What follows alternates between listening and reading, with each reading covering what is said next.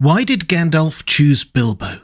It seems a bit random, picking someone who had never been on an adventure before at all to go and face up against a legendary dragon, but Gandalf always had good reasons, so why Bilbo? Hi everyone, this is Robert. Welcome to Deep Geek. On this channel we cover The Lord of the Rings, A Song of Ice and Fire, The Witcher, and other great fantasy books and TV shows. Welcome. Gandalf only really got involved with the quest for Erebor, the dwarves' attempt to reclaim the Lonely Mountain, by happy accident, or Eru-inspired serendipity if you prefer, through a chance meeting with Thorin Oakenshield. He had been on his way to the Shire for some relaxation time, pondering the geopolitical problems of northern Middle-earth. Specifically, how could he best help the Free People's defences against Sauron's reappearance in southern Mirkwood, and what to do about Smaug, the terrible dragon who held sway over his own portion of Rhovanion. Thorin was similarly thinking about how to reclaim the Lonely Mountain and get his vengeance on Smaug, and Gandalf saw immediately that there was quite a lot of crossover in what they were trying to achieve. The dwarves reclaiming Erebor would provide another strategically important friendly stronghold to add into the mix and get rid of Smaug. Gandalf was understandably very concerned that whenever Sauron started moving properly, he might try to get Smaug to wreak devastation right across the region. The problem was that the dwarves were planning on retaking Erebor by force, raising an army, issuing challenges to Smaug, attacking the Great Gates en masse, that sort of thing. This would have been a very bad idea. Smaug would have almost certainly roasted them within seconds. So Gandalf suggested stealth as an alternative approach.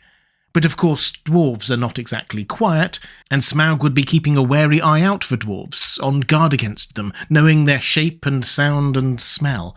So that wouldn't work easily either. The answer, of course, was to get someone stealthy of a race unknown to Smaug to help out. Hobbits fit the bill perfectly, added to which they were nearby, and Gandalf was already going there. But which hobbit?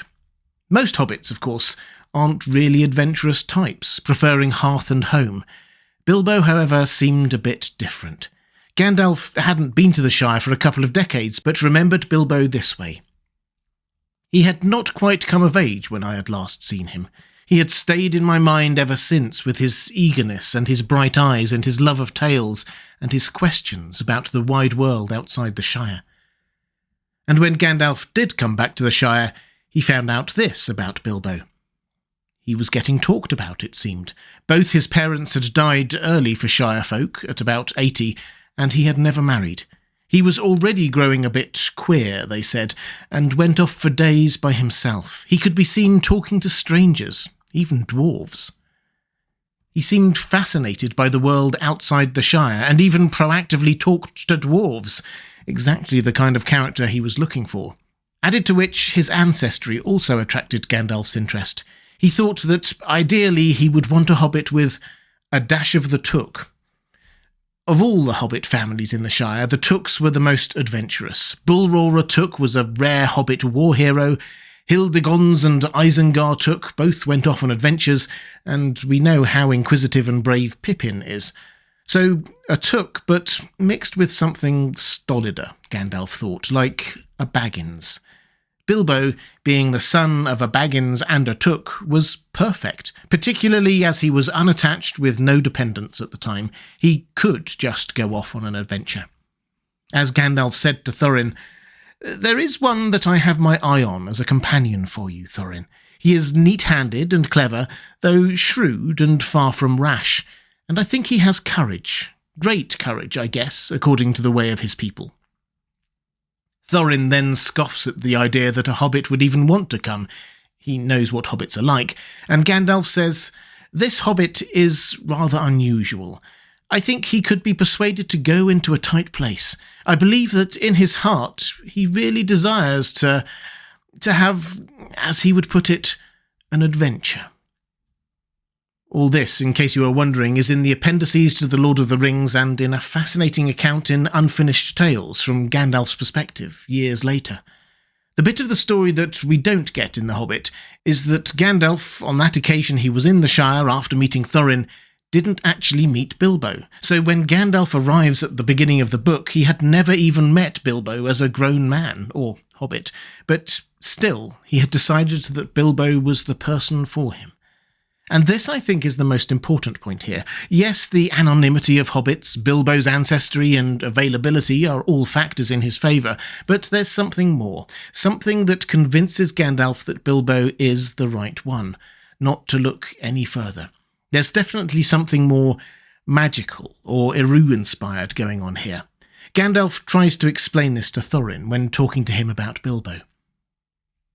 Suddenly, I felt that I was indeed in hot earnest. This queer notion of mine was not a joke, it was right. It was desperately important that it should be carried out. The dwarves must bend their stiff necks.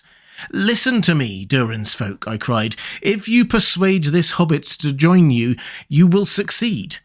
If you do not, you will fail.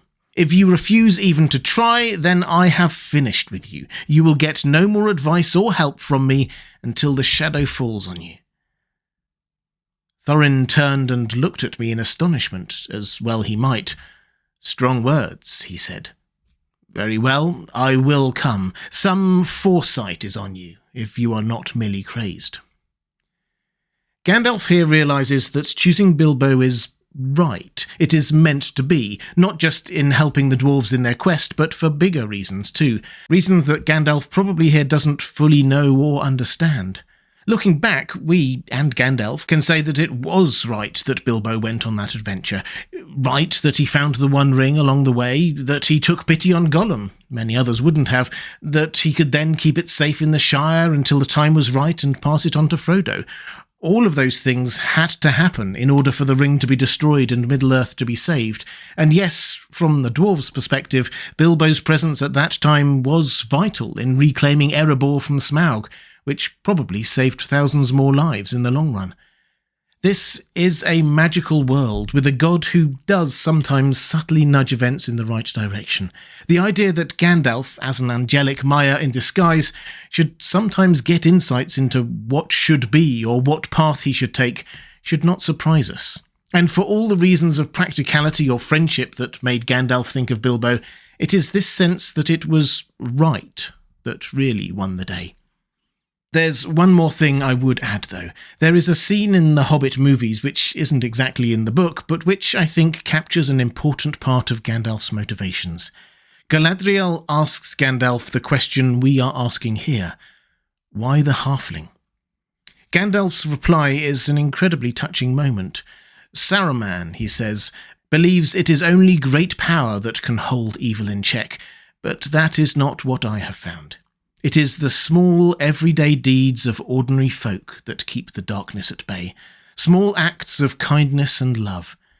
Why Bilbo Baggins? Perhaps because I am afraid, and he gives me courage.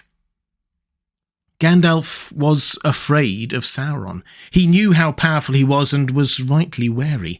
But he didn't just let that stew. He sought out ways of encouraging himself, of seeing hope, and he didn't look for it in great strength or powerful allies, but in small acts of kindness and love. We may look for more detailed reasons, but the main point here is the simplicity of hobbits, and of Bilbo in particular. Gandalf could see how a true heart and honest spirit would always win out, and that gave him hope. If you'd like to see more Lord of the Rings videos like this, there's a link to my playlist on the left of your screen. Or if you'd like to support this channel, thank you. There's a link to my Patreon page on the right of your screen. That's all for this time. Thanks for watching.